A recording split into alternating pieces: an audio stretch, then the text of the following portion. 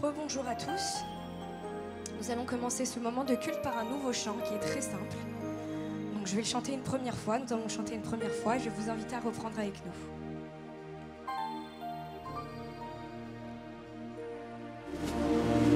Inonde ce lieu de ta présence, nous avons besoin de toi.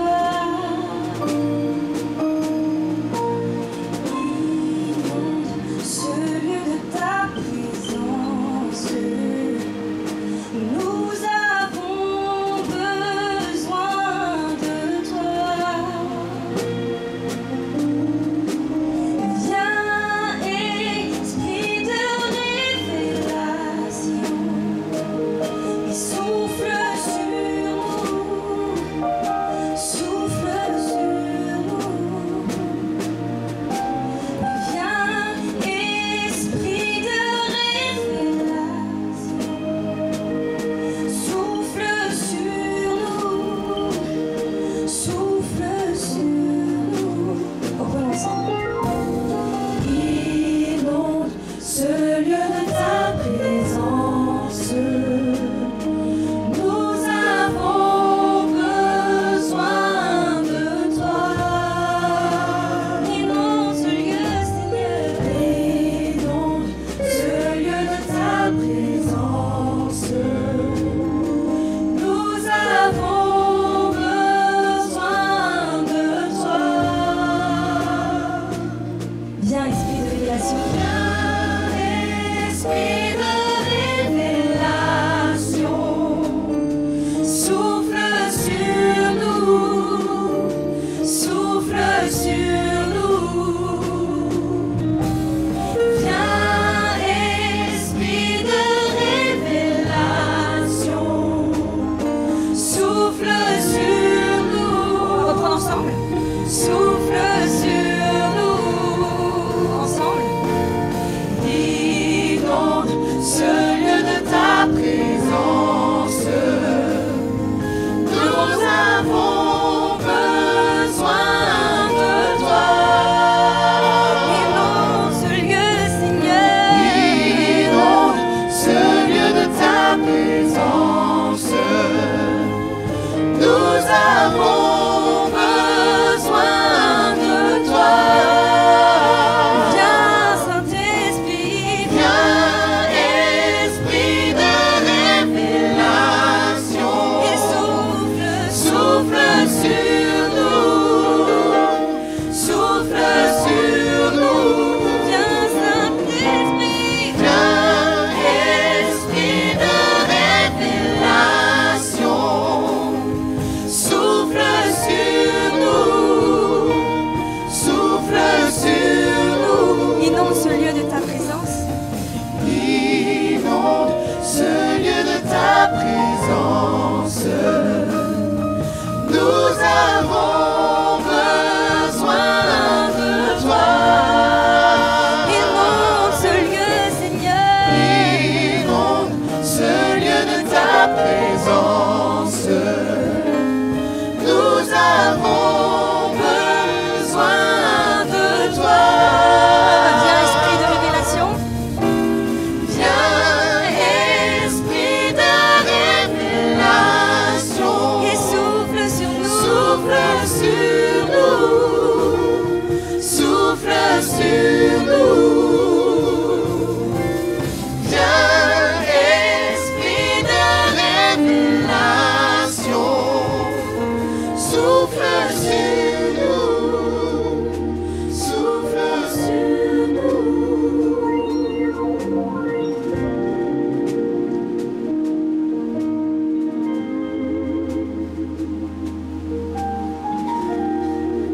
Oui, nous voulons, notre Dieu, notre Père, invoquer ta présence. Souffler sur nous notre esprit, ton esprit, Seigneur, afin que nous puissions être pleinement remplis de ta présence et te glorifier. Et sur ces paroles du psalmiste, je vais dire juste, vous tous qui êtes présents ce matin, réjouissez-vous en l'Éternel. La louange sied aux hommes droits. Célébrez l'Éternel avec la harpe. Célébrez-le sur le luth à 10 cordes. Chantez-lui un cantique nouveau. Faites retentir vos instruments et vos voix. Heureuse la nation, l'église des paresseux, dont l'Éternel est le Dieu. Et heureux le peuple qui choisit pour son héritage. Voici, frères et sœurs, l'œil de l'Éternel est sur nous ce matin. Et nous voulons l'acclamer et le glorifier. Au nom de Jésus. Amen. Gloire à Dieu notre Créateur, gloire à Christ notre Rédempteur, gloire à l'Esprit Consolateur, louange et gloire revient au Dieu Sauveur.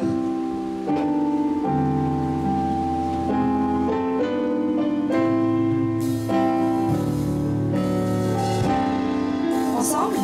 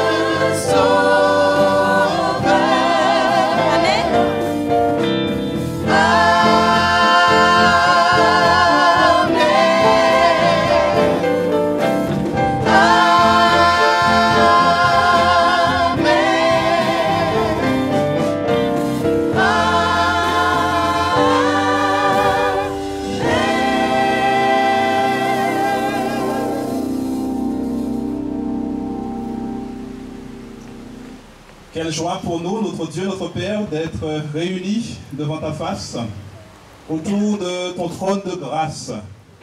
Nous voulons, Seigneur, nous unir dans la joie avec tes saints anges, et que nos paroles, les sentiments de nos cœurs, les pensées, Seigneur, de notre âme, te réjouissent, t'honorent, te glorifient. Fais-nous du bien, Seigneur, que nos paroles aussi, Seigneur, en partage, nous exhortent en Jésus-Christ. Amen.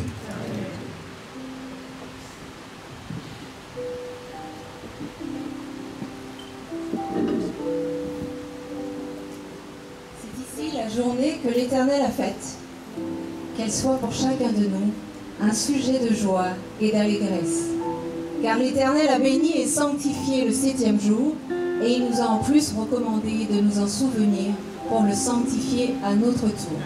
Et c'est pour ça que nous sommes là ce matin, n'est-ce pas? Alors soyez les bienvenus, bienvenus dans la maison du Seigneur, que vous soyez invités, amis, frères et sœurs, que vous veniez pour la première fois, que vous soyez des habitués de cette salle.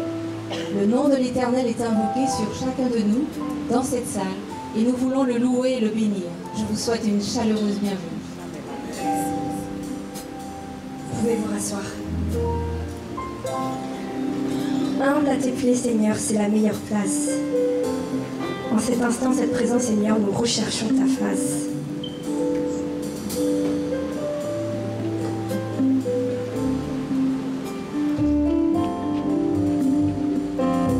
Ensemble ? À tes pieds, Seigneur, c'est la meilleure place. En ta présence, Dieu, je cherche ta face, cherche ta face. On va reprendre encore une fois la même chose. À tes pieds, Seigneur, c'est la meilleure place. En ta présence, Dieu, je cherche ta face, cherche a de plus grands appels. Il y a de plus grands appels, oui, de plus grand honneur que celui d'être au pied de ton trône, émerveillé par ton appel, touché par ta grâce, Seigneur, je vis pour t'adorer. Seigneur, je vis pour t'adorer. On va reprendre du début. J'aimerais vraiment qu'on puisse chanter tous ensemble ce magnifique chant. On va reprendre du début. À tes pieds, Seigneur, c'est la meilleure place. En ta présence, Dieu, je cherche ta face, cherche ta. On va reprendre encore une fois et on voit cette fois-ci. Humble à tes pieds, encore une fois. À tes pieds, Seigneur, c'est la meilleure place. En ta présence, Dieu, je cherche ta face, cherche ta face. Il y a de plus grands appels. Ensemble. Il y a de plus grands appels, oui, de plus grand honneur que celui d'être au pied de ton trône, Émerveillé. émerveillé par ton appel, touché par ta grâce, Seigneur, je vis pour t'adorer. Seigneur, je vis pour t'adorer. Seigneur, je vis pour t'adorer. Seigneur, je vis pour t'adorer. Seigneur, je vis pour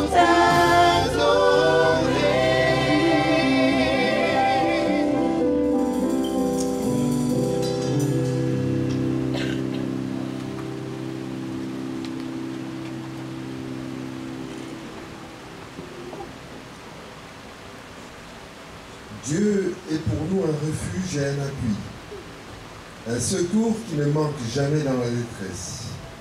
C'est pourquoi nous sommes sans crainte quand la terre est bouleversée et que les montagnes chancellent au cœur des mers, quand les flots de la mer rugissent, écument, se soulèvent jusqu'à faire trembler les montagnes. Quand tout au long de la semaine, nous vivons des situations diverses et difficiles, nous savons que Dieu est pour nous un refuge et que près de lui nous pouvons toujours trouver le secours. Je demande à l'Assemblée de prendre la position adéquate, c'est-à-dire à genoux pour la prière, et ceux qui ne le peuvent pas prendront la position qui leur convient le mieux. Nous allons prier ensemble.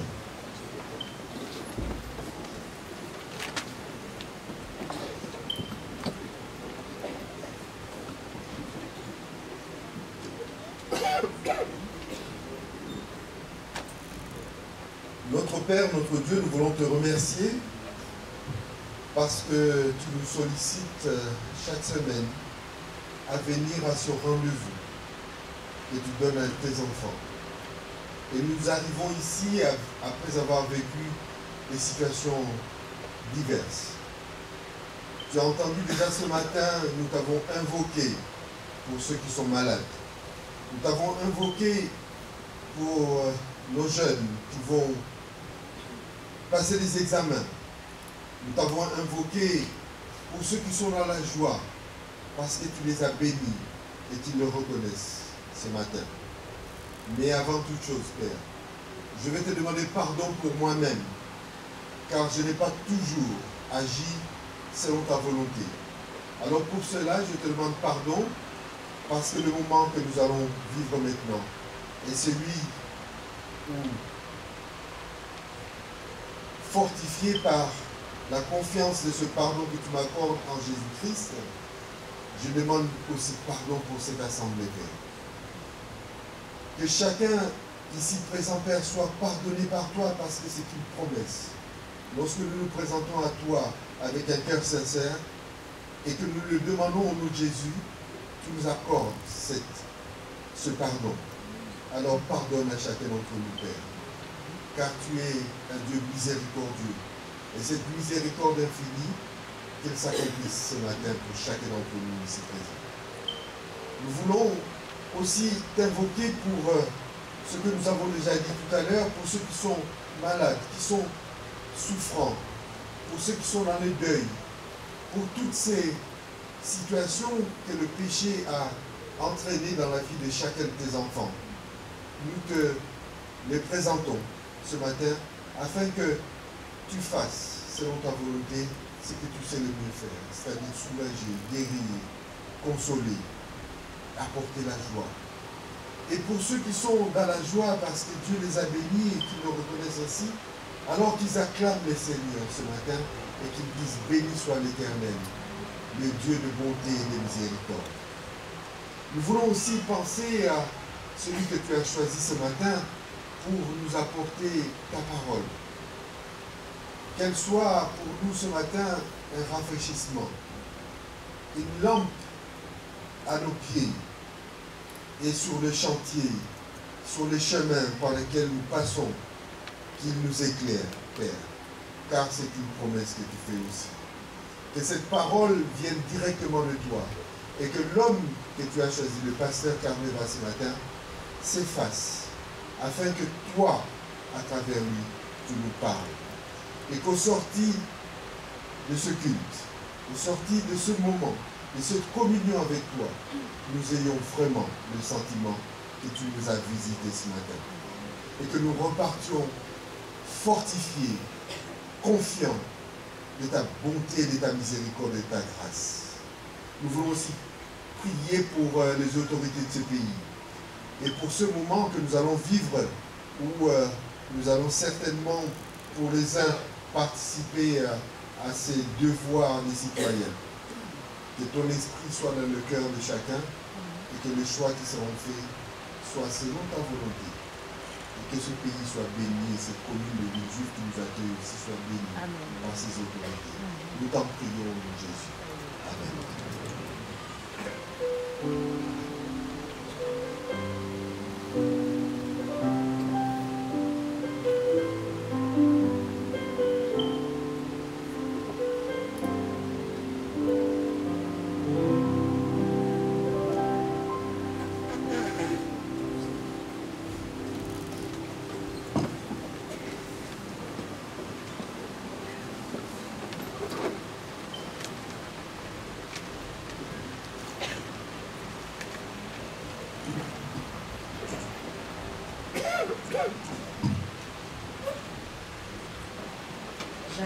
Jacob fit un vœu en disant « Si Dieu est avec moi et me garde pendant ce voyage que je fais, s'il me donne du pain à manger et des habits pour me vêtir, et si je retourne en paix à la maison de mon Père, alors l'Éternel sera mon Dieu. Cette pierre que j'ai dressée pour monument sera la maison de Dieu, et je te donnerai la dîme de tout ce que tu me donneras. » Je prie les diacres et les diaconesses de passer dans les rangs pour les dîmes et les offrandes.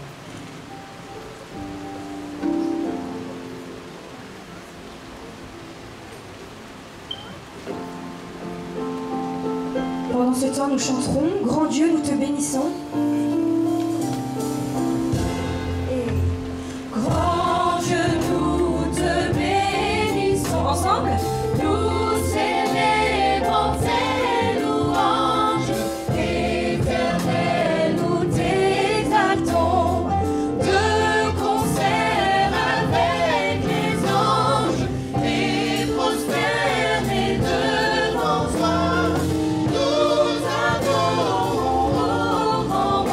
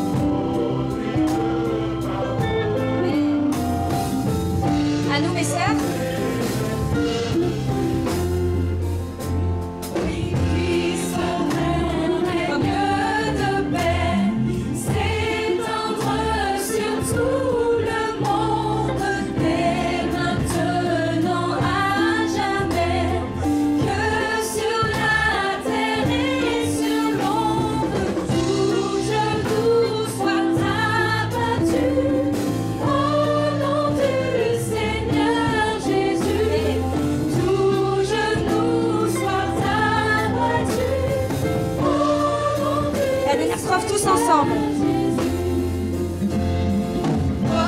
Reçois ton Saint-Esprit, reçois Dieu le Père, reçois Jésus-Christ, notre Sauveur, notre Frère, son immense charité durera à perpétuité, son immense charité durera à perpétuité.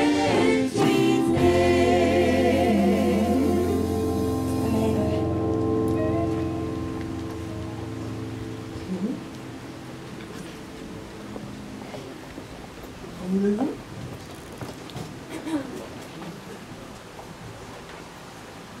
Père, c'est grâce à toi que nous avons toutes ces dîmes et toutes ces offrandes à mettre dans ces sébilles. C'est grâce à toi aussi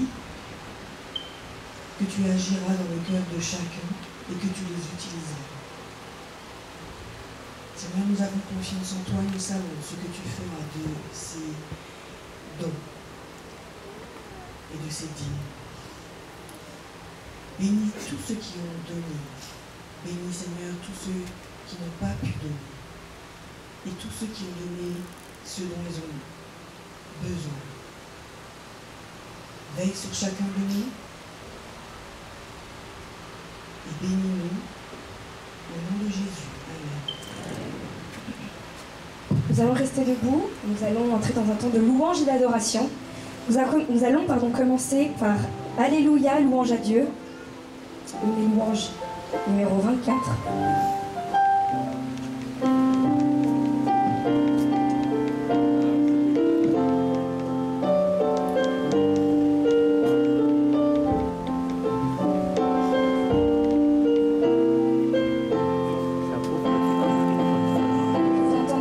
Chanter avec force et conviction, ensemble.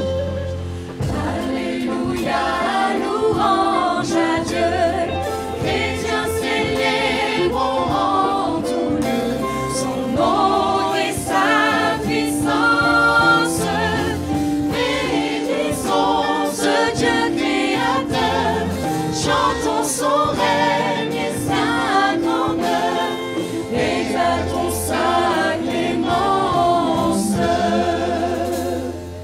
Alléluia, Fils éternel, Sauveur de l'homme criminel, reçois notre humble hommage, pénétré de ta charité, ton peuple par toi racheté, te bénis d'âge en âge. Quatrième strophe. Alléluia, Dieu trois fois saint, que ton auguste nom soit craint par tous ceux qui respirent. Règne sur ton peuple à jamais, et que tout l'univers en paix adore ton empire. Amen. Vous pouvez vous rasseoir. Alors à chaque fois qu'on me demande de conduire le moment de louange, j'aime beaucoup souligner un caractère de Dieu qui est son amour. Dieu est amour, sa sainteté. Et aujourd'hui, j'aimerais vraiment témoigner que Dieu est fidèle et que Dieu ne change pas. Alors hier soir, hier, je me suis rendue au travail et en rentrant en fin de journée, je me rendais à mon véhicule qui n'était plus à sa place. Et donc j'ai regardé sur le site de la Fourrière où je pouvais récupérer mon véhicule et mon véhicule était introuvable. Je m'étais garée à 8h du matin, il était 18h et normalement le site de la Fourrière de la préfecture met à jour assez régulièrement les informations.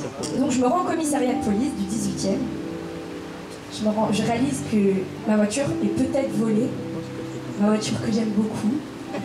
Et du coup, je vais au commissariat, je dis bonjour messieurs, j'ai perdu mon véhicule n'est plus à sa place, il y a une autre voiture à la place. Et donc, je leur donne les papiers de ma voiture étaient dans le véhicule, bien évidemment. Du coup, je leur décris ma voiture, je leur donne la plaque d'immatriculation.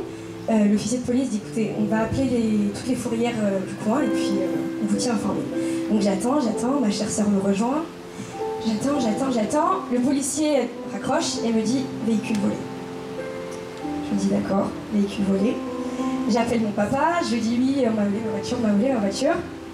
Je rentre en Uber, j'essaie de la faire courte. Bon, je rentre en Uber et entre-temps, on retourne quand même sur le lieu où j'avais garé ma voiture avec ma sœur. On demande aux commerçants s'ils ont vu quelque chose d'anormal ou si la fourrière est passée.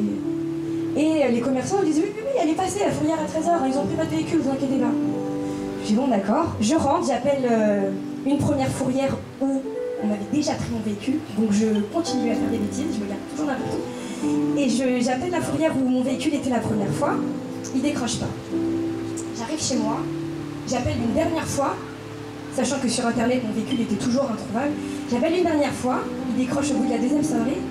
Et j'ai écouté, voilà, j'ai perdu mon véhicule, j'étais au commissariat, ils ont appelé tous vos frères, mon véhicule est introuvable. Je vous donne la plaque d'immatriculation, c'est une petite Toyota grise. Et il me dit, ah mais oui, votre véhicule il est là madame. Je lui dis, ah d'accord, ok, bah merci. Merci Seigneur parce que mon véhicule n'était pas volé, parce qu'il était à la fourrière. Ce qui est drôle, enfin drôle sans être drôle, c'est que j'ai continué à me garer n'importe où quand même. Ils m'ont enlevé ma voiture pour la deuxième fois. Mais j'ai quand même retrouvé mon véhicule à chaque fois. Tout ça pour vous dire que même dans les détails des situations, des épreuves de la vie de tous les jours, Dieu est fidèle et Dieu continue à me rendre ma voiture. Et c'est la raison pour laquelle je le bénis ce matin. Amen. Mais je me garerai plus n'importe où. C'est bon, j'ai compris la leçon. Oui. Et je suis fidèle dans ça aussi. C'est bon, j'ai compris la leçon. Je continuerai, de toute façon j'ai compris. Dieu fidèle qui ne change pas.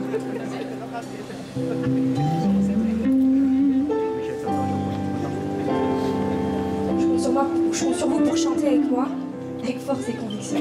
Ensemble, Dieu fidèle. Dieu fidèle, tu ne changes pas. Éternel, mon rocher, ma paix, Dieu puissant, je m'appuie sur toi. Et je crie vers toi, car tu es mon Dieu.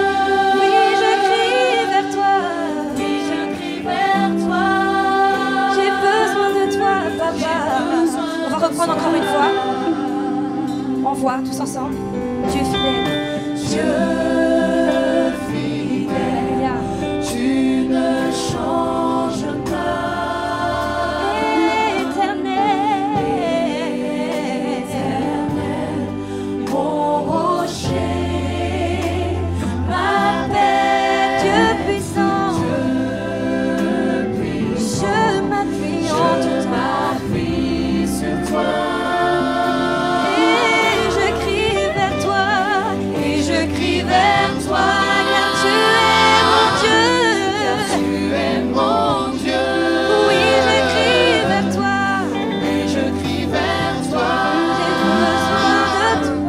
J'ai besoin de toi. Tu es mon roc. Au jour de la détresse, et si je tombe, et si je tombe, tu me relèves. dans la tempête.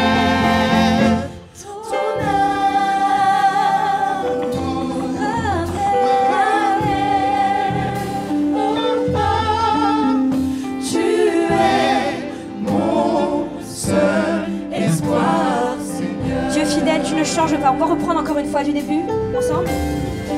Dieu fidèle, non, tu ne changes pas. Tu ne changes pas. Éternel,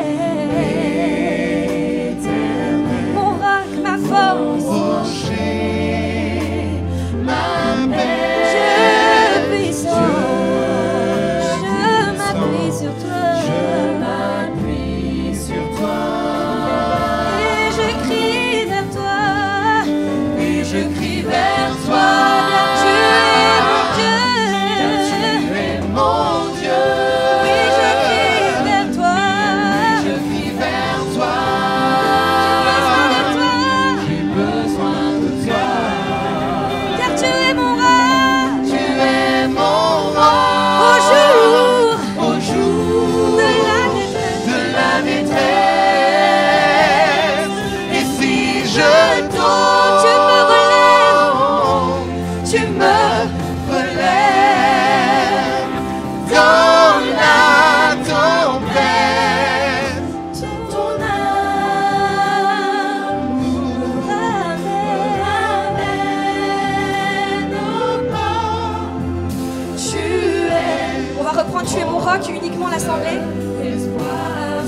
Seigneur. Tu es mon roc au jour de la tempête, je veux vous entendre.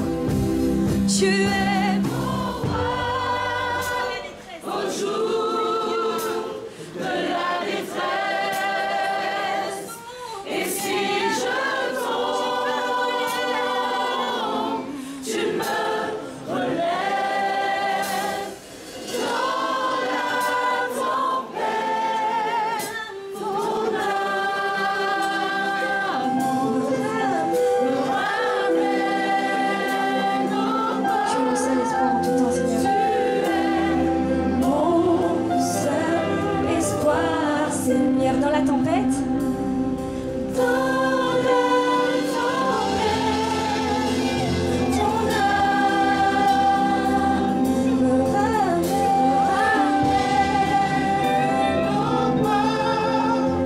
Tu es mon seul espoir, Seigneur. Amen, amen, amen. Je vais vous inviter à vous lever et nous allons chanter combien Dieu est grand. Nous servons un Dieu qui est vivant et un Dieu qui est grand, n'est-ce pas? Amen. Amen.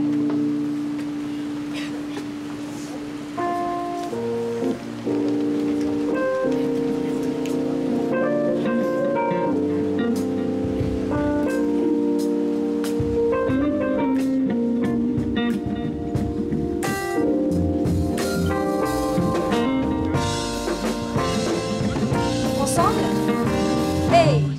Le roi dans sa beauté, vêtu de majesté, vêtu de majesté. La terre est dans la joie, la terre est dans la joie. Sa gloire resplendit, l'obscurité s'enfuit. Au son de sa voix, au son de sa voix. Combien Dieu est grand ensemble? Combien Dieu est grand, chantons-le combien Dieu est grand, et tous verront combien Dieu est grand. Car d'âge en âge il vit, le temps lui est soumis. Le temps lui est soumis. Commencement et fin. Commencement et fin. Céleste Trinité. Dieu d'éternité. Il est l'agneau divin. Il est l'agneau divin. Combien Dieu est grand?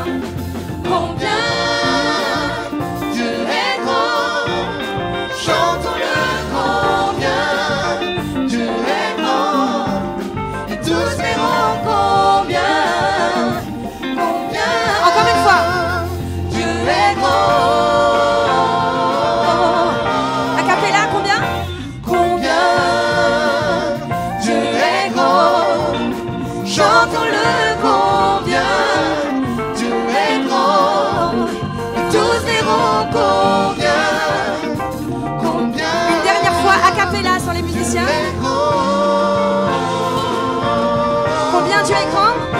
Combien Dieu est grand, chantons-le combien Dieu est grand, et tous verront combien. Une toute dernière fois ensemble. Dieu est grand. Combien Dieu est grand. Dieu est grand, chantons-le combien Dieu est grand, et tous verront combien Dieu est grand.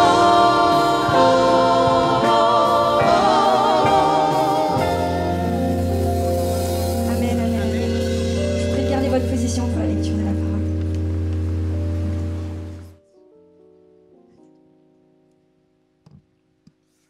Le texte de ce jour se trouve dans Cantique des Cantiques, le chapitre 6, les versets 9 et 10.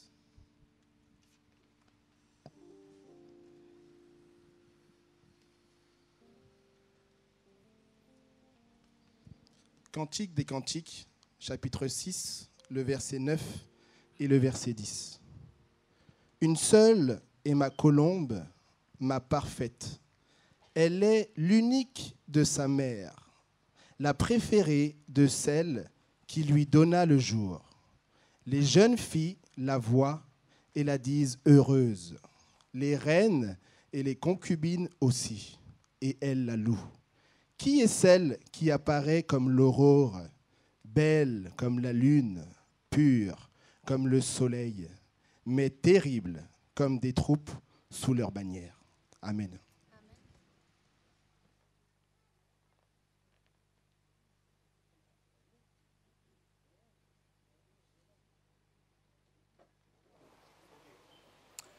Merci. Malgré la chaleur, nous sommes là. J'espère que nous sommes bien assis, bien à notre aise. À ceux peut-être qui sont derrière leur écran, je voudrais saluer chacun fraternellement Jésus et redire avec tous ensemble que le nom de Jésus est merveilleux. C'est un ange. C'est comme cela qu'il se présente à Manoah. Manoah qui lui demande, mais quel est le nom de celui qui m'apporte cette nouvelle? Quel est le nom de celui qui m'apporte cette tendre nouvelle? Et l'ange de dire, mais pourquoi demandes-tu son nom? Il est merveilleux. Le nom de Jésus est merveilleux. Parce que tout simplement, la Bible nous dit qu'il n'y a aucun autre nom qui a été donné parmi les hommes et par lequel nous puissions être sauvés. Il y a un seul médiateur entre Dieu et les hommes, Jésus-Christ. Il n'y a ni médiatrice, ni Marie, ni Joseph, ni Saint-Antoine ou je ne sais qui. Personne sinon Jésus. Nul ne vient au Père que par moi, dit Jésus. Alors oui, le nom de Jésus est merveilleux. C'est lui dont le Père a oint pour nous porter de bonnes nouvelles, pour délivrer les captifs, pour soulager les opprimés, pour consoler les affligés, pour guérir même ceux qui ont le cœur brisé. Alors oui, le nom de Jésus est merveilleux. Le Cantique des Cantiques, parce que nous adoptons cette exégèse spirituelle, que l'homme en question ici, c'est le personnage de Jésus. Au-delà donc de chaque homme, chaque femme représenté dans le texte de Cantique des Cantiques, de chaque croyant, de chaque époux, de chaque épouse, il y a aussi, et surtout, sinon nous comprendrions mal la place de ce livre dans le texte biblique, il y a donc cette lecture que Jésus est celui dont la personne est pleine de... Vous connaissez le texte? C'est lui dont la personne est pleine de charme. C'est le livre du Cantique des Cantiques qui le dit. Alors oui, le nom de Jésus est merveilleux. Alors si la personne la plus merveilleuse au monde, ça reste Jésus, par conséquent, il n'y a pas d'endroit plus merveilleux que là où se trouve Jésus. Vous êtes d'accord? Il n'y a pas d'endroit plus merveilleux que là où se trouve Jésus. Oui ou non? Si Jésus est merveilleux, par conséquent, et nous l'avons chanté dans beaucoup de chants là tout à l'heure, c'est bien d'être au pied de Jésus. Alors oui, c'est une opportunité, c'est un avantage pour nous d'être là en ce matin. Dieu veut rassembler son peuple. Et ce texte bien connu de vous tous, Actes chapitre 2, verset 37, nous dit que Dieu veut faire une chose. Il veut rassembler son peuple en Église. Actes chapitre 2,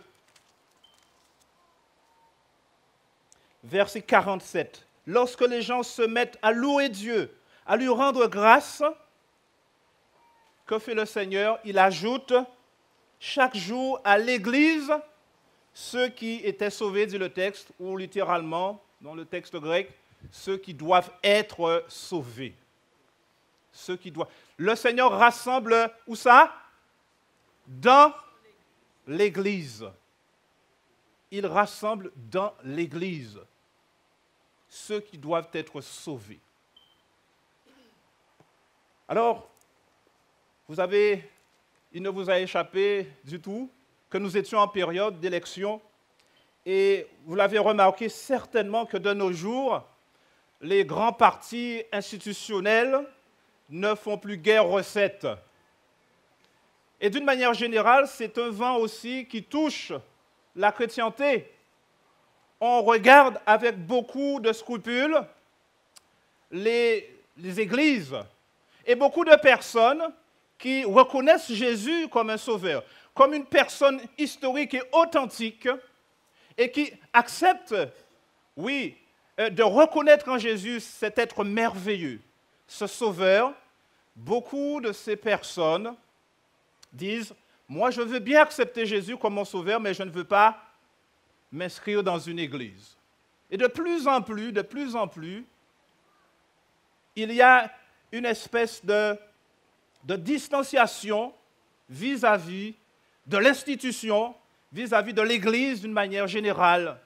Il y a un peu de distance. On veut de la proximité avec Jésus, mais on veut de l'éloignement vis-à-vis de son église. Et cela va aller de plus en plus. Prions ensemble. Notre Dieu, notre Père céleste, nous ouvrons ta parole maintenant d'une manière spéciale à l'occasion de ce moment d'adoration et nous voudrions que ce soit toi qui nous parles, que nous réconfortes et que nous conduises dans ta parole, dans la vérité. Inspire nos cœurs, Seigneur, par ton Saint-Esprit, en toutes choses, en toute parole, en toute pensée, en Jésus-Christ. Amen.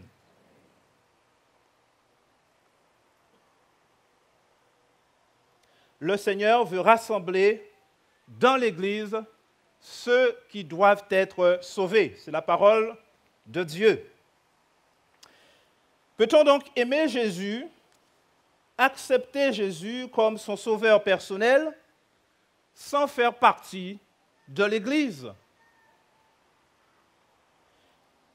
Quelles sont donc les caractéristiques de ceux qui prétendent aimer Jésus, mais qui n'aiment pas l'Église?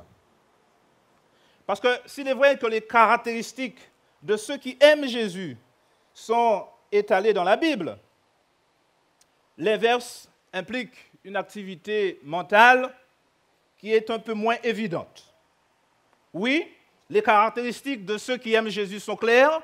Jean chapitre 14, verset 15, « Si vous m'aimez, gardez mes commandements. » Et si quelqu'un qui dit, 1 Jean 3, verset 2, « Je connais Jésus, mais qui ne garde pas ses commandements, c'est un menteur et la vérité n'est point en lui. » D'une certaine manière, ce principe est bien affirmé dans nos cœurs. Mais qu'en est-il des caractéristiques de ceux qui n'aiment pas Jésus? Pardon, de ceux qui n'aiment pas l'Église et qui disent aimer Jésus. Il y a, je le disais tout à l'heure, de plus en plus, beaucoup de personnes. J'ai eu l'occasion d'étudier avec un certain nombre de personnes qui avaient été blessées par des églises par le passé, qui étaient même intégrées dans des mouvements sectaires. Et ces personnes ont étudié avec moi, ont accepté néanmoins d'étudier la Bible. Et au bout de 2 ans d'études, lorsque j'ai vu qu'ils étaient prêts à ce que je les baptise, même dans leur baignoire, mais pas dans une église. Oui, tu peux me baptiser dans notre baignoire, là, il n'y a pas de problème, mais pas dans l'église, on a déjà trop vu. Ça s'est passé il y a quelques années. Dieu soit loué, ces personnes, finalement, je crois que c'est le Saint-Esprit qui les a convaincus, se sont fait baptiser et sont, comme vous et moi, des membres de l'Église adventiste du 7e jour. Mais la chose Pendant le pleur. Et il nous faut aller à son encontre. La parole de Dieu nous dit dans 1 Corinthiens chapitre 12 et le verset 20, lisez avec moi ce texte. 1 Corinthiens chapitre 12 et le verset 20. Maintenant donc, il y a plusieurs membres et un seul corps. Et il y a cette métaphore qui est donnée ici, qu'elle soit bien claire à notre esprit. D'accord? Le verset 13 est ainsi formé. Ainsi, le corps n'est pas un seul membre, il est formé de plusieurs. Corinthiens 12, verset 13. Nous avons tous été en effet baptisés dans un seul esprit pour former un seul corps. Que nous soyons juifs, grecs, quelle que soit notre appartenance ethnique, d'où que l'on soit, notre origine, notre couleur de peau, eh bien, le Seigneur nous appelle à intégrer son corps constitué pour être des membres à part entière. Le verset 20 insiste là-dessus, il y a plusieurs membres et un seul corps. Et ce n'est pas une chimère. Vous savez ce que c'est qu'une chimère? C'est un animal mythique ou mythologique, qu'importe. Un animal avec une tête bizarre ou une tête quelconque, avec une queue qui n'appartient pas au même corps. Vous pouvez avoir la tête du cheval avec la bosse du bœuf ou la queue du cochon, que sais-je. Mais telle n'est pas la vision de ce texte. Dieu, Jésus, se constitue un groupe, une église, qui va avoir un seul corps, et avec des membres bien distincts et qui constituent un corps entier. L'exemple de ce corps qui est mentionné ici, dans le chapitre 12, et les versets qui suivent, le verset 20, renseignent bien sur la division d'un corps. Par exemple, les exemples sont donnés, l'œil ne peut pas dire à la main « je n'ai pas besoin de toi », ni la tête dire aux pieds « je n'ai pas besoin de toi ». C'est un corps avec tous ses constituants. Il n'y aurait pas de constituant qui appartiendrait d'ailleurs. S'il y a un corps avec plusieurs membres, il n'y a pas juste des corps avec un seul membre ou deux membres dans un seul corps. Il y en a plusieurs. Sinon, ce serait une vision morbide et ce serait une horreur.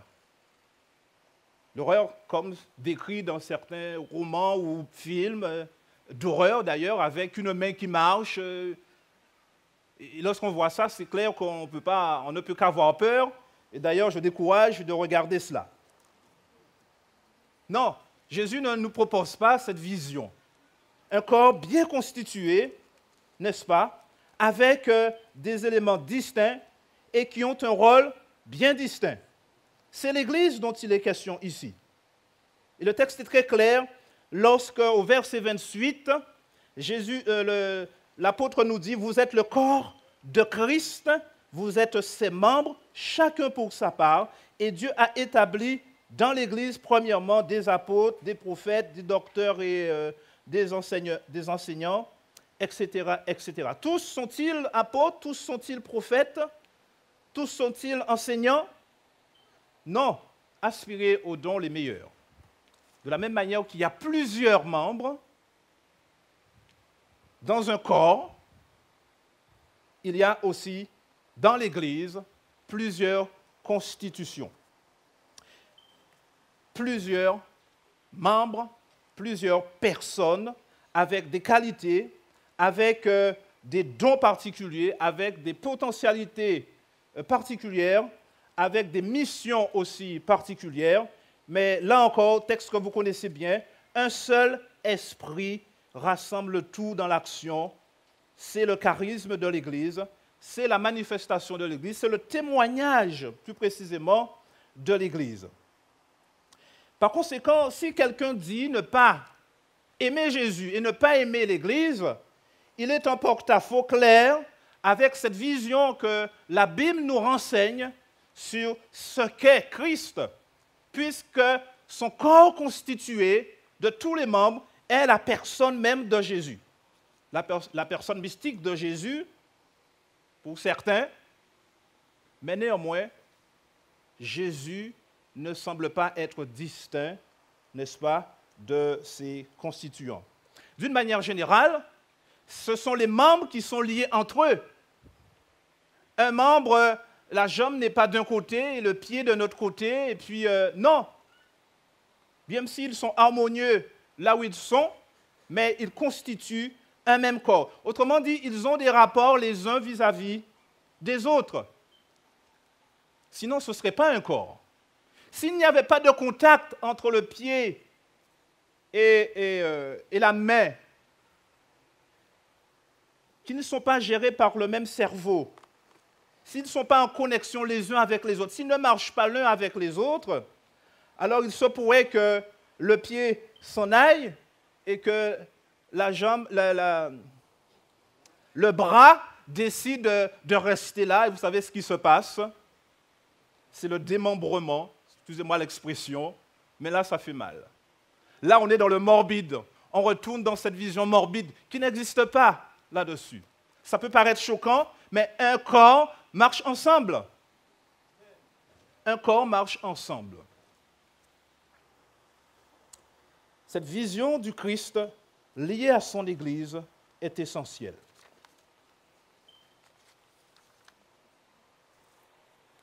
C'est pourquoi la parole de Dieu le déclare très bien dans Hébreux chapitre 10, à partir du verset 25. Vous connaissez ce texte qui dit « N'abandonnez pas votre assemblée ». Le verset 35 insiste aussi « N'abandonnons pas notre assurance ». Et la conclusion de ce verset, de ce paragraphe, au verset 39, ceux qui se retirent comment? Pour se perdre. Si la jambe décide de ne pas rester avec le tronc et les bras, qu'est-ce qui va lui arriver? Elle va se perdre. Tout simplement, elle va se perdre. Ça doit marcher ensemble. Ça doit marcher ensemble. De la même manière encore, beaucoup qui disent aimer Jésus, mais ne pas aimer son Église, ne veulent pas recevoir l'autorité de leur assemblée pour agir. Lorsqu'on aime Jésus, on aime son Église. Et donc, si Jésus parle dans son Église, vous connaissez bien cette vision de l'Apocalypse, où Jésus se présente au milieu des chandeliers, au milieu des 7 lampes. Et l'Apocalypse chapitre 1 désigne ce que représente cette image des lampes où se trouve Jésus. Les 7 lampes sont les 7 églises. Jésus et l'Église doivent marcher ensemble. Jésus ne peut pas être détaché de son Église. Comment peut-on aimer Jésus et ne pas aimer l'Église? Et lorsqu'on refuse de recevoir l'autorité de son assemblée, qu'est-ce qui se passe? Pensez un peu à l'apôtre Paul. L'apôtre Paul, lorsque Jésus l'a appelé, est-ce qu'il est parti en mission? Jésus l'a appelé, rappelez-vous, sur le chemin de Damas, il fait une expérience extraordinaire. Il reçoit mission directement de la bouche de Jésus. Il entend la parole, les autres ne l'entendent pas, mais il perçoit clairement que c'est Jésus qui lui parle. Et puis, il pourrait se contenter de dire, bon, les amis, moi, le Seigneur m'a parlé, donc taisez-vous, je parle. Est-ce que c'est ça qui s'est passé? Parce que ça existe encore aujourd'hui. Il y a des personnes qui sont, soi-disant de l'Église, mais ne veulent pas recevoir de l'autorité de la part de l'Église, mais décident de pouvoir parler pour l'Église et de la part de Dieu. Remarquez une chose, que lorsque Jésus s'adresse aux 7 églises de l'Apocalypse, il dit à Jean, parle à qui? À l'ange de l'Église. Dieu s'adresse au travers de sa parole à chacun d'entre nous. mais le message des derniers temps qui nous est adressé au travers de sa parole.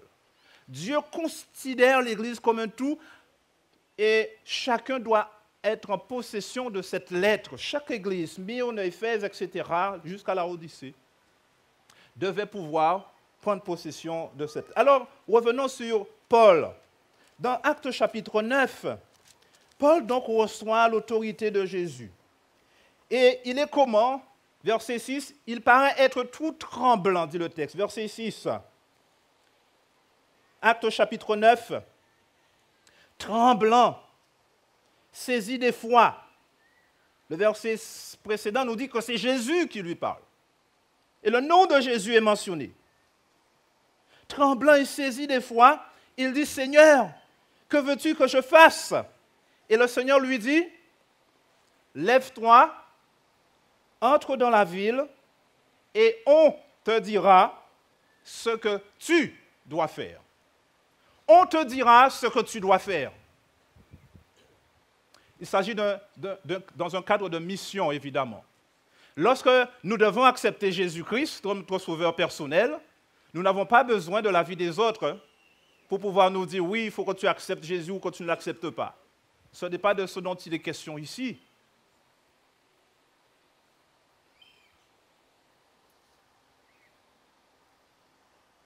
Il devait rencontrer un homme qui s'appelait Anania. C'était un disciple de Dieu. Au verset 20, et c'est seulement après qu'il eut été investi, qu'il eut été baptisé, qu'il ait reçu, après tout cela, après qu'on lui ait imposé les mains, le verset 20 nous dit ceci. Et aussitôt, il prêcha. Alors, verset 19, ce serait mieux.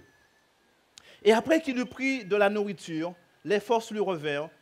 Saul resta quelques jours avec les disciples qui étaient à Damas. Et aussitôt, il prêcha dans les synagogues que Jésus est le Fils de Dieu. Cette démarche est intéressante parce qu'elle intègre un individu dans un groupe investi et engagé. Aussitôt, il prêcha dans les synagogues. Voyez-vous donc, si Paul, qui avait entendu la voix, n'aimait pas Jésus, avait décidé de rejeter Jésus, avait décidé de ne pas aimer Jésus, finalement, après avoir entendu directement sa voix, il se serait dit, mais moi, j'ai entendu une voix, mais je ne vais pas voir Anania, je ne vais pas voir les disciples. Et nous savons aussi dans Galates, c'est lui aussi qui le rapporte, dans Galates, chapitre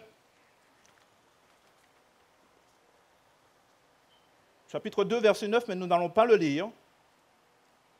Jacques, les apôtres, Jacques, Jean, Céphas, Pierre lui-même. Qu'est-ce qu'ils ont fait? Ils ont tendu la main d'association. Ils ont tendu la main d'association avec qui? Avec Paul et Barnabas. Il était nécessaire d'avoir cette main d'association. Il y a dans l'Église une autorité qui est conférée. Il n'y a jamais une autorité qui est revendiquée, qui est prise de force.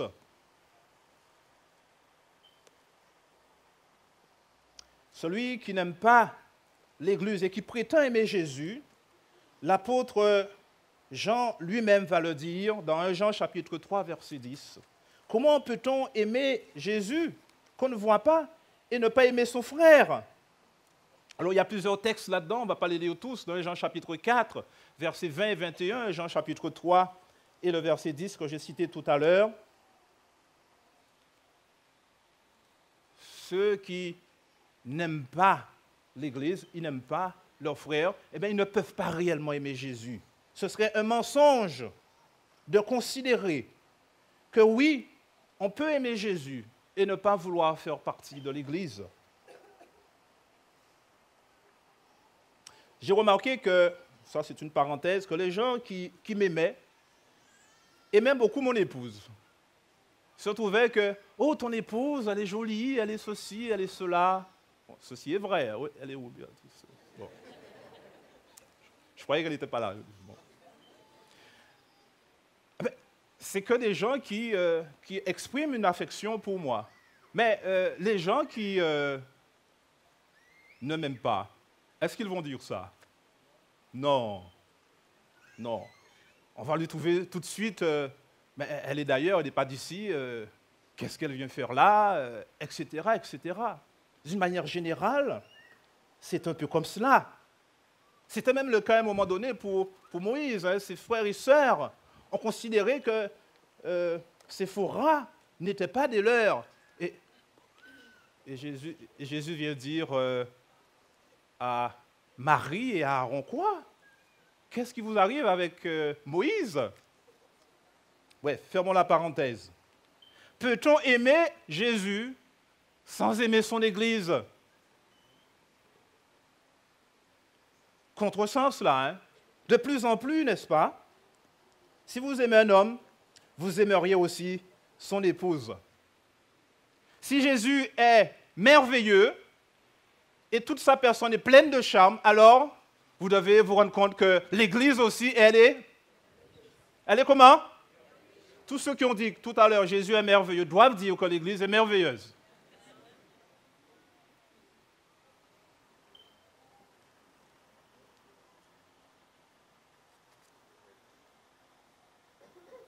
Si vous aimez un homme, vous aimeriez aussi son épouse, à moins d'être une rivale, une maîtresse, une concubine, quelqu'un d'illégitime, quoi, une relation illégitime, n'est-ce pas?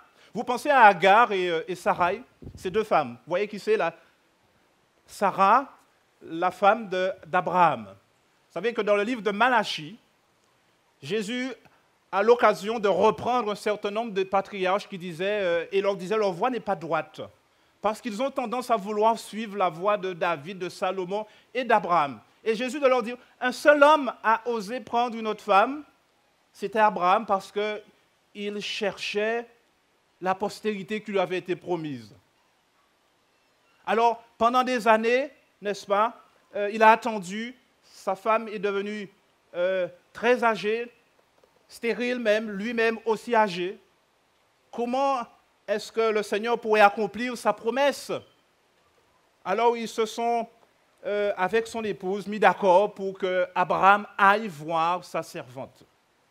Et Jésus donne une circonstance atténuante, semble-t-il. Un seul a commis cela avec un reste de bon sens, dit le texte. Un reste de bon sens.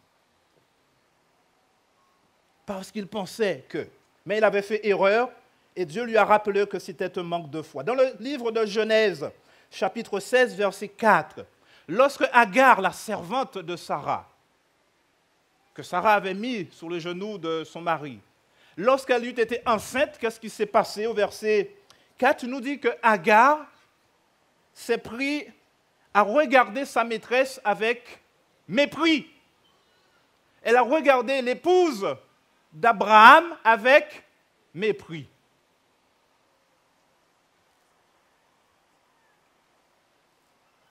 Si vous aimez un homme et que vous n'aimez pas son épouse, c'est que vous êtes une rivale, une maîtresse, une concubine ou quelqu'un d'illégitime.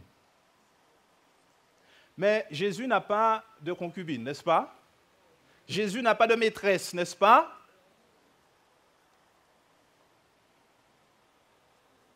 Mais ceux qui veulent la place de l'Église parlent mal de l'épouse. Ceux qui veulent la place de l'épouse, parlent mal de l'épouse et lui trouvent toutes sortes de déficiences, la dénigrent devant les autres, présentent d'elle une image la plus dégradante possible, la plus mauvaise possible. Et ça, c'est la stratégie de ceux qui veulent des relations extraconjugales. Si un homme vient vers vous, mesdames, et qui commence à vous dire, oui, ma femme ceci, ma femme cela, ma femme ceci, ma femme cela, sachez que cet homme-là a des intentions pour vous. Alors envoyez cet homme chez lui.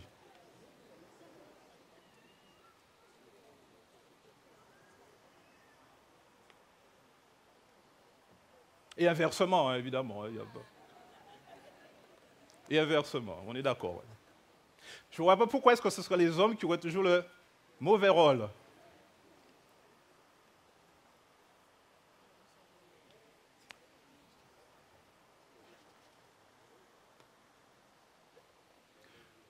Mais à un moment donné, Jésus pourrait poser la question, mais pourquoi me persécutes-tu? Pourquoi me persécutes-tu? Dit Jésus à un moment donné à Saul de Tarse. Parce que Jésus et son Église fait corps. Si tu critiques mon épouse, je comprends que c'est moi que tu cherches à critiquer. Si tu critiques mon mari, je comprends que c'est moi que tu cherches. Si tu critiques l'Église, qui c'est que tu critiques? Jésus lui-même.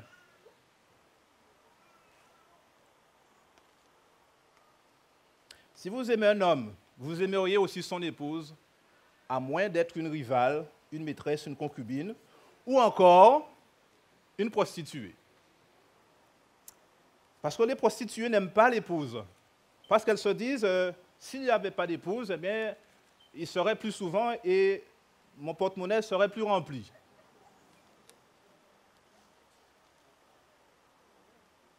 La Bible parle d'une prostituée, d'une église parallèle. Apocalypse chapitre 12, tiens. D'abord, Apocalypse chapitre 12, lisez avec moi. Apocalypse chapitre 12 évoque une femme. Alors, elle a des traits qui ressemblent exactement, n'est-ce pas,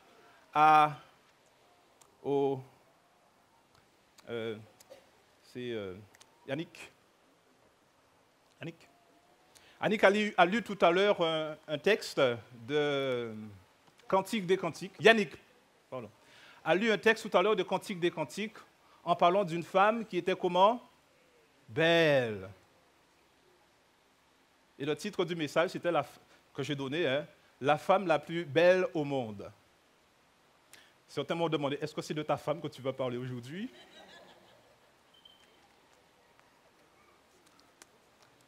Ça pourrait être, mais je ne serai pas à ma place là pour ça. Comprenez?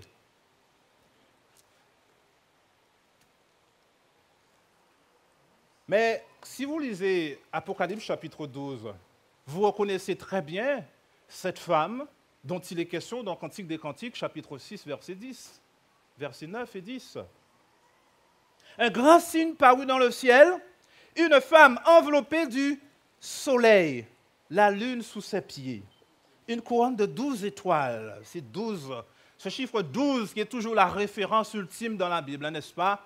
12 patriarches, 12 apôtres, n'est-ce pas? 12 portes dans la cité céleste. Ce chiffre 3 multiplié par le chiffre 4, ce chiffre de la divinité, le chiffre de l'humanité. Quand Dieu interagit avec l'homme pour l'envoyer dans la mission, nous comprenons très clairement qu'il s'agit du peuple de Dieu. Avec sous ses pieds la lune, qui est le reflet de la lumière du soleil, n'est-ce pas? C'est David qui disait, « Ta parole est une lampe à mes pieds », n'est-ce pas? La parole de Dieu, n'est-ce pas? C'est exactement le reflet de la parole de Jésus, c'est la parole de Jésus. Mais cette femme est enveloppée de quoi? Du soleil. La Bible parle de cette étoile brillante du matin dans l'Apocalypse. Il parle du soleil de justice. Et on comprend tout de suite la référence, n'est-ce pas, à Jésus-Christ, à son épouse, à son peuple, tel que décrit dans tous les symboles de l'Ancien Testament, et en particulier du livre des Cantiques des Cantiques. L'Église, le peuple de Dieu de tous les temps, de tous les âges, depuis l'Ancien Testament, d'où est issu Jésus-Christ. Ce n'est pas de Marie dont il est question ici, comme on a voulu le faire croire. Oui, cette femme a engendré un fils. Il est vrai que Satan a essayé de détruire les petits-enfants en détruisant Jésus, en détruisant tous les petits-enfants à ce moment-là. Mais Jésus s'en est allé vers le trône, vers son Dieu. Mais la femme a continué à vivre. Elle s'est enfuie dans le désert où elle avait un lieu préparé par Dieu, afin qu'elle y fût nourrie pendant 1260 jours prophétiques, 1260 années, pendant lesquelles l'Église était persécutée, était cachée. L'Église dont il est dit au verset 12, au verset 17, qu'elle subsiste encore par un reste et qui se caractérise par l'obéissance au commandement de Dieu et qui retiennent le témoignage de Jésus. Les caractéristiques de ce peuple sont mentionnées parce que ce peuple a un message. Et au verset 12 d'Apocalypse chapitre 14, ce peuple se manifeste prophétiquement parce qu'il est dit, ils sont des saints qui gardent les commandements de Dieu et qui ont la foi de Jésus.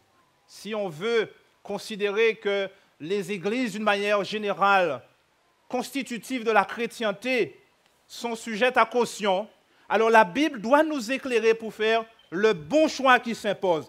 Quelle est l'Église qui considère les 10 commandements de Dieu comme une réalité, comme un emblème même de son image?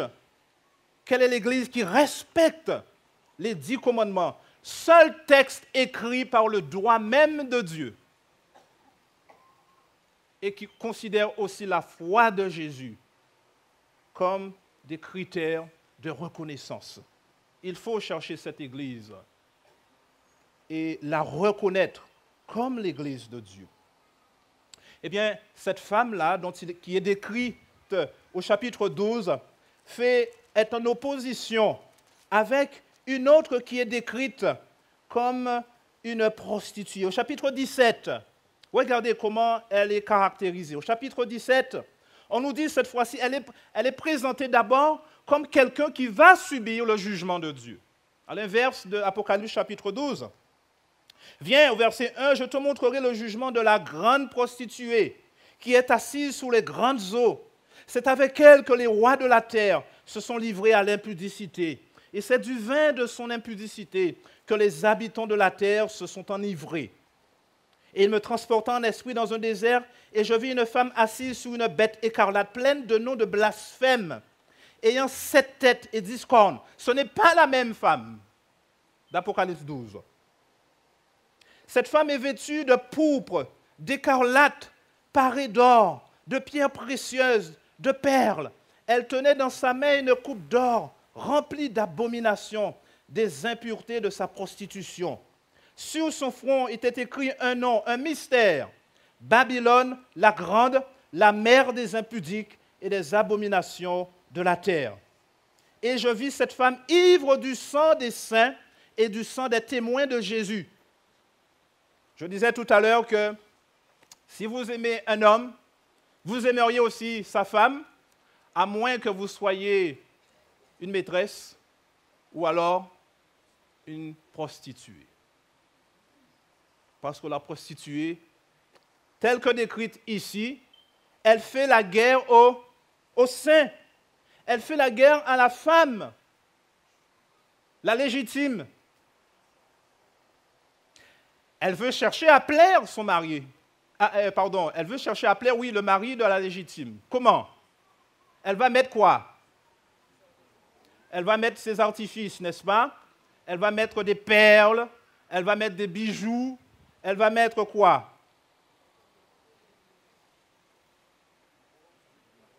Tout ce qui brille, n'est-ce pas? Tout ce qui attire le regard, tout ce qui est... Elle va mettre des atouts, elle va aguicher. Entre nous, l'Église du Seigneur veut s'identifier à laquelle?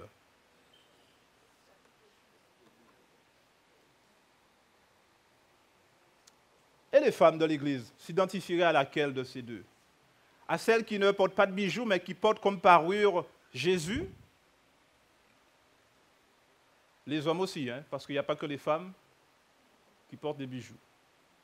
Mais ici, on comprend qu'il y a 2 images, 2 symboles, n'est-ce pas, du peuple de Dieu.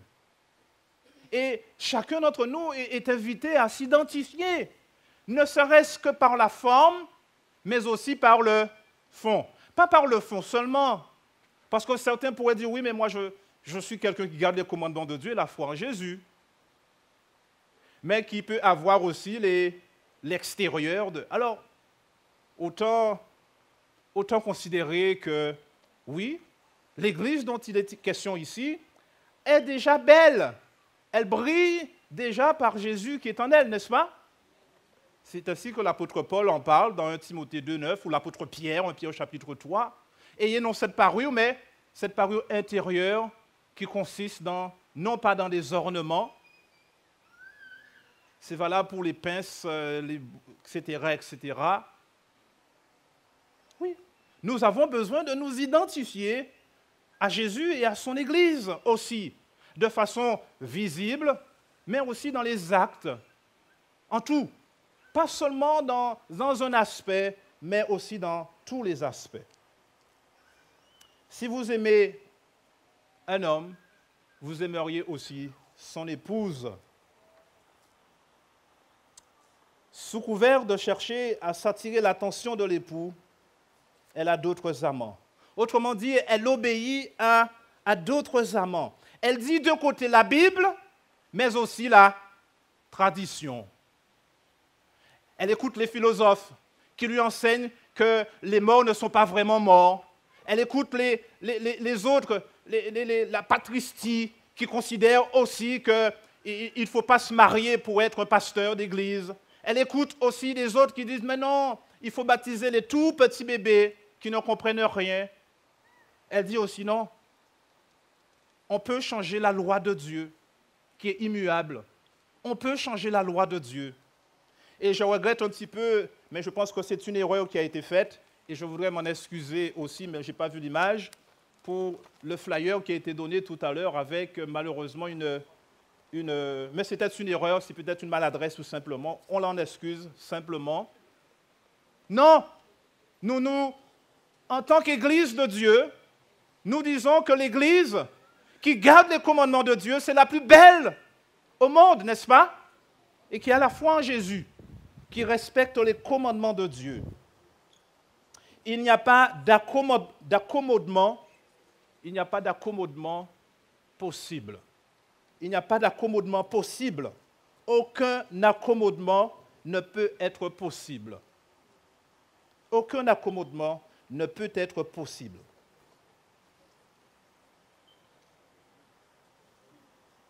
La femme d'Apocalypse 17 a cherché à capter l'attention de l'époux par ses petits compromis, par ses accommodements. Mais celle d'Apocalypse 12 brille par quoi? Par un vêtement spécial. Quel est le vêtement de l'épouse du Christ? Dites-moi. C'est dans le livre d'Apocalypse. Hein? Quelle est sa parure? Lorsqu'on dit le soleil, c'est vrai que le soleil, on ne peut pas l'avoir. Mais quelles sont la parure de... Nous l'avons lu tout à l'heure dans d'autres textes, 1 Pierre au chapitre 3. Mais le message d'Apocalypse le dit clairement. Apocalypse chapitre 19, le verset 7. Apocalypse chapitre 19 et le verset 7. Réjouissez-vous et soyons dans l'allégresse, donnons-lui gloire, car les noces de l'agneau sont venues et son épouse s'est préparée. Il lui a été donné de se vêtir d'un fin lin éclatant, pur. Et qu'est-ce que ça représente? Ce sont les œuvres justes des saints. Les bonnes œuvres dont parle l'apôtre Pierre, l'apôtre Paul dans d'autres textes, en Timothée ou en 1 Pierre. Ce sont les œuvres justes des saints. Notre parure doivent être nos bonnes œuvres. Nos bonnes œuvres, nous le savons, ne servent pas à nous sauver puisque nous sommes déjà sauvés. Mais elles servent à glorifier Dieu. Nous avons besoin de ces bonnes œuvres. Et ces chrétiens qui pensent qu'on n'a rien à faire, c'est Dieu qui fait tout, c'est une construction théologique. Mais si on reste assis dans son fauteuil, simplement, et qu'on attend que Jésus fasse, à quel moment il va faire? Non, nous avons une parure. Et l'Église a été constituée avec un but bien précis, pour faire une démonstration dans le monde. je ne vais pas aborder ce sujet, même si je vais l'écorcher un petit peu. Dans Éphésiens chapitre 3, le verset 10, même les autorités, même le ciel est en train de regarder le monde, est en train de regarder l'Église. Ici, il est dit que afin que les dominations, les autorités dans les lieux célestes connaissent aujourd'hui par l'Église, la sagesse infiniment variée de Dieu. Connaissent par l'Église la sagesse infiniment variée de Dieu. Comment peut-on aimer Jésus et ne pas aimer l'Église?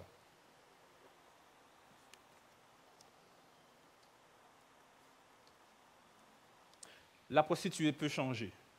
Apocalypse chapitre 12 et le verset 4.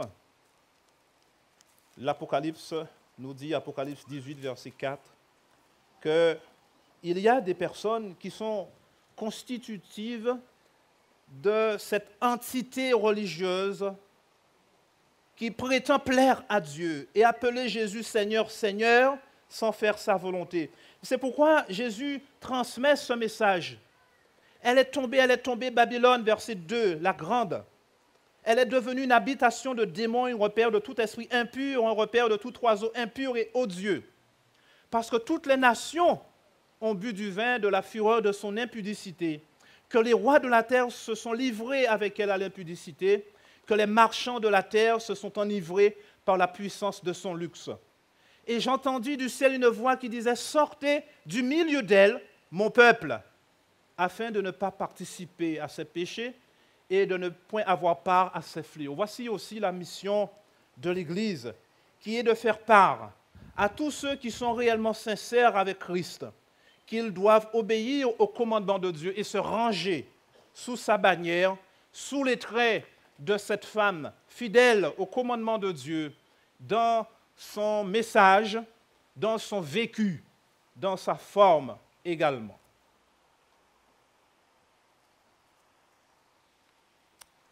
Pour terminer, nous pourrions parler des faux amis de l'époux. Ceux qui n'aiment pas l'époux.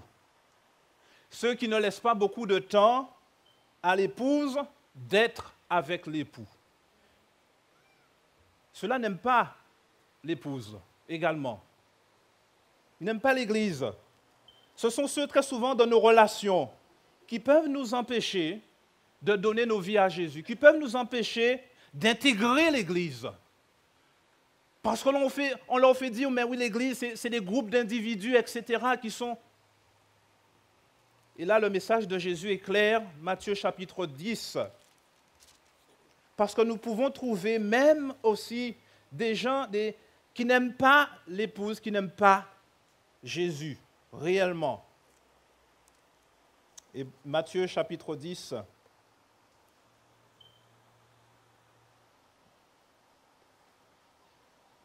Je suis venu mettre la division entre l'homme et son père, entre la fille et sa mère, entre la belle-fille et sa belle-mère, verset 35. Et l'homme aura pour ennemi même les gens de sa maison. Parce que celui qui aime son père ou sa mère plus que moi n'est pas digne de moi. Celui qui aime son fils ou sa fille plus que moi n'est pas digne de moi. Celui qui ne prend pas sa croix et ne me suit pas n'est pas digne de moi. Mais celui qui conservera sa vie la perdra, et celui qui perdra sa vie à cause de moi la retrouvera. Jésus est en train de dire, si vous m'aimez, vous aimerez l'Église. Et ne laissez personne vous dire de ne pas vous rassembler avec Jésus dans son Église.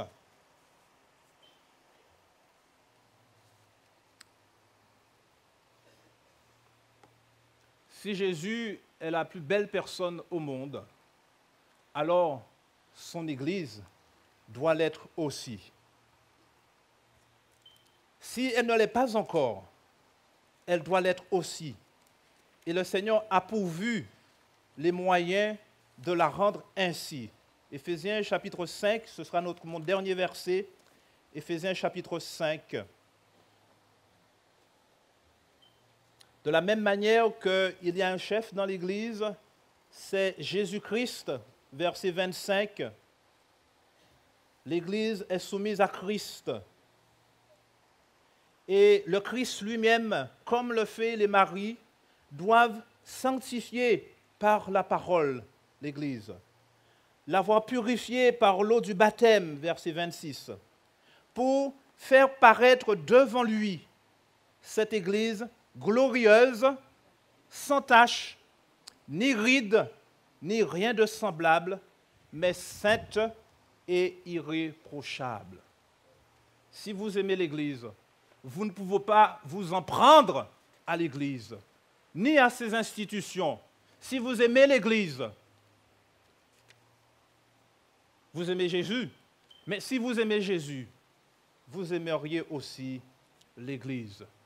Que le Seigneur accomplisse dans son Église sa volonté et qu'il nous donne d'apprécier la parole de Dieu, d'apprécier l'Église pour ce qu'elle peut nous offrir de meilleur, l'opportunité d'interagir, d'interchanger, de, s'il le faut, nous écorcher comme deux pierres qui doivent se polir pour faire sortir l'éclat de l'or.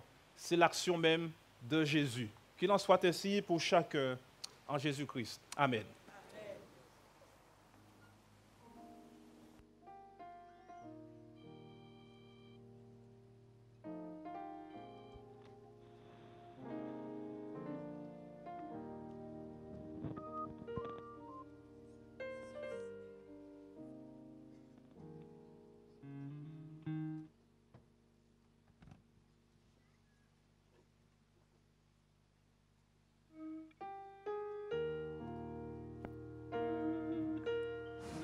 Je vous invite à vous mettre debout. Nous allons chanter que l'Église dise Amen avant de recevoir la bénédiction.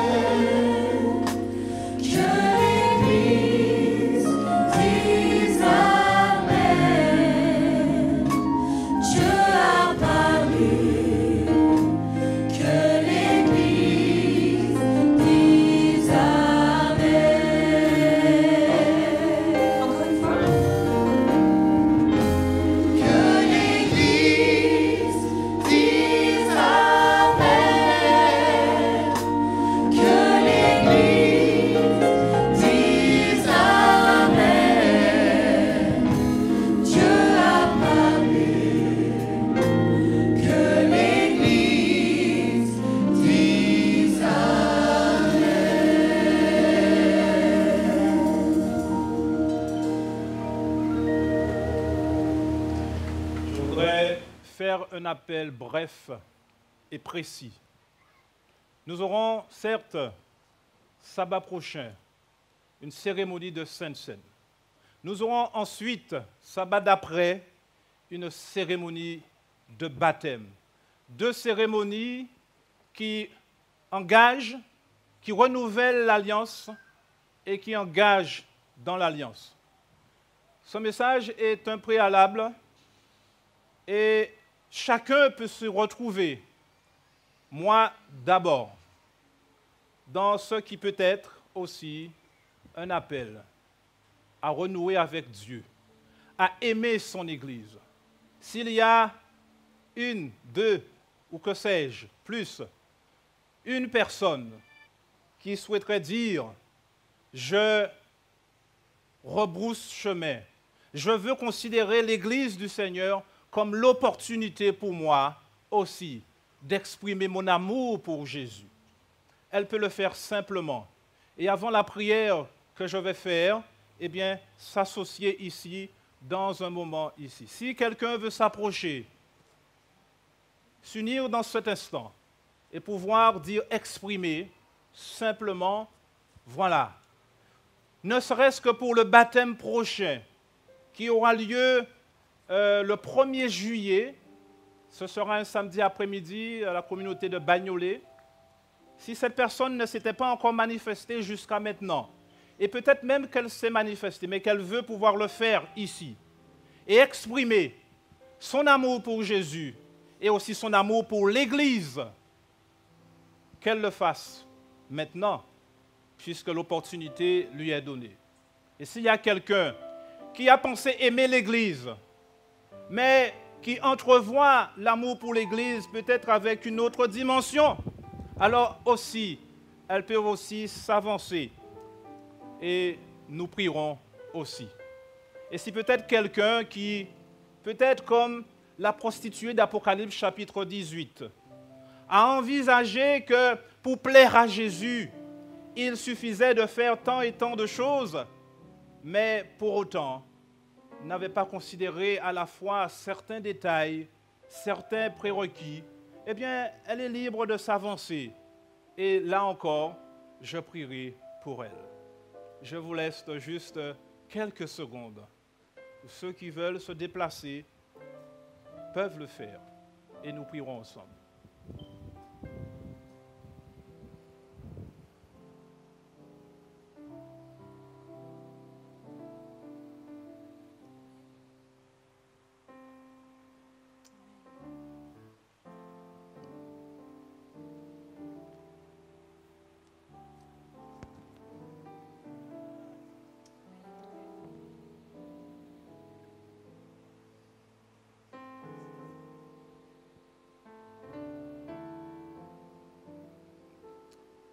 Le Seigneur est toujours apprécie beaucoup que des personnes expriment d'une manière ou d'une autre leur amour pour lui.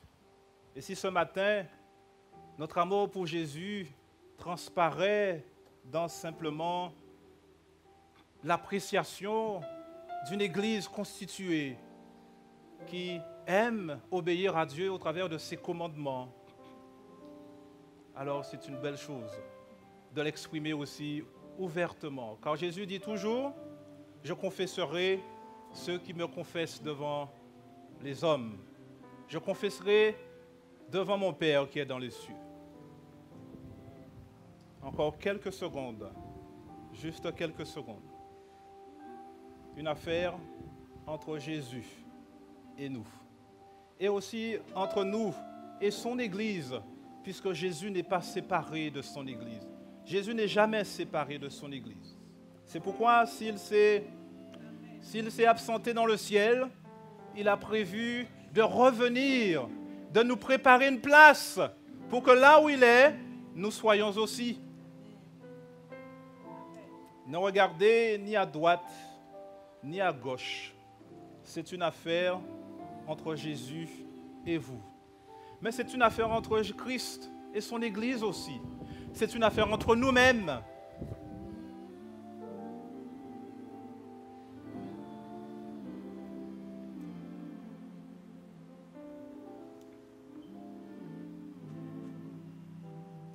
Tu es un Dieu d'amour, Seigneur. Que ta personne est pleine de charme. Et nous apprécions ta personne. Nous nous trouvons souvent indignes de venir vers toi, Seigneur. Mais nous savons que notre beauté peut s'exprimer uniquement si tu es là et si tu es en nous. Et c'est pourquoi nous apprécions d'être là où tu es. Tu es la meilleure personne au monde, Seigneur. Mais nous voulons être cette personne-là également. Permets à l'Église d'accomplir sa mission, sa vocation d'être unie à toi. Tu vois, Seigneur, chacun d'entre nous ici debout devant ta face, et en particulier ce petit groupe ici. Seigneur, enregistre, Seigneur, les sentiments des cœurs exprimés ouvertement. Enregistre-les dans ton livre, Seigneur, et qu'ils témoignent non contre ces personnes, mais en leur faveur, Seigneur. Dans le nom de Jésus, je t'ai prié. Amen. Que le Seigneur vous bénisse et vous fortifie. Je voudrais que vous me rencontriez à la sortie du culte, les personnes qui se sont présentées. vous rasseoir. Donc nous vous... Autant pour moi, il y aura la bénédiction, je vous invite à vous remettre debout. Je suis vraiment désolée.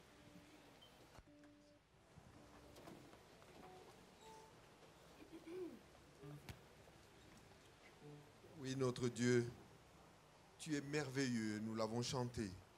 Tu es fidèle et tu réponds toujours à nos promesses. C'est pour cela que tu as dit à Moïse de dire à Aaron et à ses fils, lorsqu'il bénira le peuple, qu'il le fasse ainsi. Que l'Éternel te bénisse et qu'il te garde. Que l'Éternel fasse luire sa face sur toi et qu'il t'accorde sa grâce. Que l'Éternel tourne sa face vers toi, vers Paris Sud et vers tous ceux qui d'un cœur sincère se sont tournés à lui. Amen. Amen.